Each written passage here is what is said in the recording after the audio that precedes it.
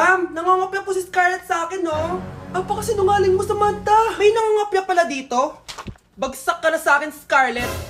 Apakasama talaga ng ugali mo, Samantha. Nay! O anak, anyari sa'yo? Binagsak ako ng teacher ko. Naniwala kasi siya kay Samantha na nangopya daw ako. Totoo ba yun, Scarlett? Hindi, Nay. Siya talaga yung nangopya sa akin. Walang iya yan ah. Humanda siya sa akin. Tara, anak. A few moments later. Ma'am, bakit niyo po kami pinatawag dito? Eh kasi ang anak mo, sinungaling. Siya naman talaga yung nangopya kay Scarlett eh. Hindi po totoo yan. Para malaman natin kung sino nagsasabi ng totoo sa inyong dalawa, mag-quiz na lang kayo ulit.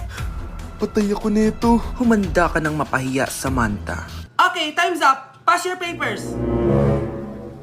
Scarlett, naka-perfect ka. Yes! Talino talaga ng anak ko. Samantha, wala kang tamang sagot.